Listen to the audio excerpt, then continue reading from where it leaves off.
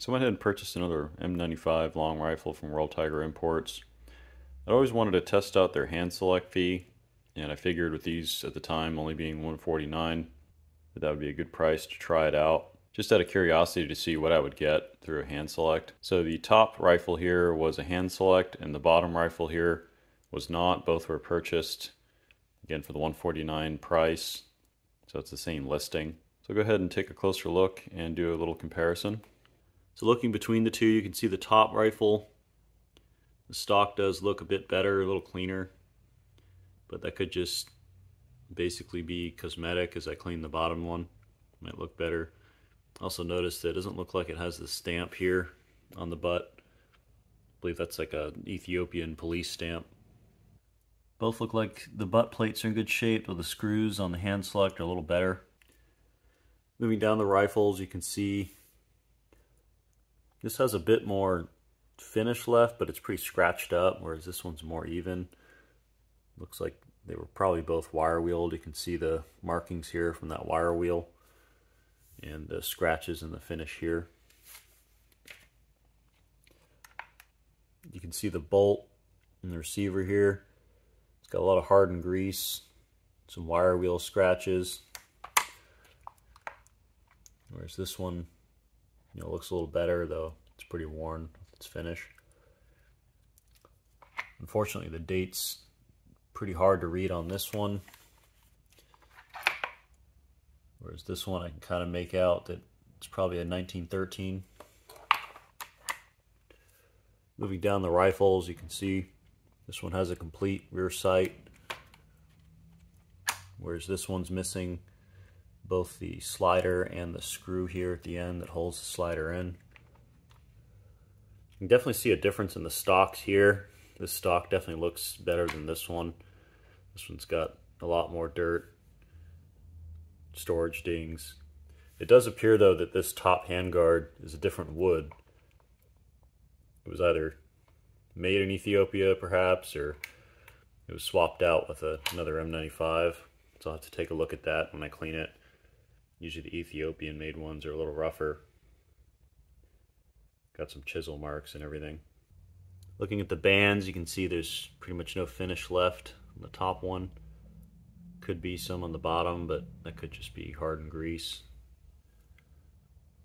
And looking at the muzzles, you can see this one probably has a lot more finish left than this one. Over on a side-by-side, you can see this one does have a little bit of a chip here, whereas this one doesn't. Looking at the other side, you can see this one has some little trench art in it. Looks like basically some thumbtacks that got some designs carved in them, whereas the top one doesn't. The wood does look a little better. Should clean up really nicely. You can see the receivers as well. There's a big difference. This one's got a lot of just spots all over it, scratches from the wire wheel. You can see this one really got wire wheeled pretty good. It's got a lot of scratches in it. This one has a few. There's a pretty good one right here, but a little more even. I noticed that on both of these, the barrels don't match the receivers, so they were swapped out at some point. Moving down the rifle, they both have the screws on the rear bands, as well as the screws on the front band and the stacking rods. You can see this one's slightly bent on the hand select, and it does look like the finish on this side is a bit better than on the other side for the muzzle on that hand select. So there's definitely some uneven finish wear, probably from a wire wheel. And taking a look on the undersides, you can see a little more dinged up here on the non-hand select. Luckily neither of them have cracks or anything down there. See a lot of cracks where the trigger guard is, some of these. So that's just a quick video on a comparison between the hand select up top and the non-hand select on the bottom. This gives you kind of an idea of the difference, so it should help you make a more informed decision on that. Now this isn't a guarantee. Their hand select could certainly vary from person to person.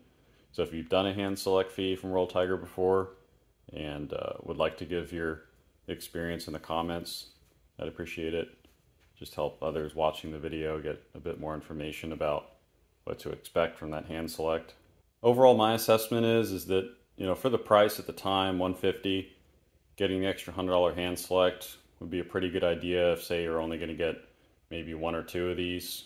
But if you're going to get a bunch of these for a collection, you're probably better off just completely rolling the dice and taking the chance and just kind of picking a few good ones out of the pile that you get. But overall, I'd say I'm happy with the one I got with the hand select, at least for now, until I break it down and take a look at how it looks under the wood and also check that stock repair.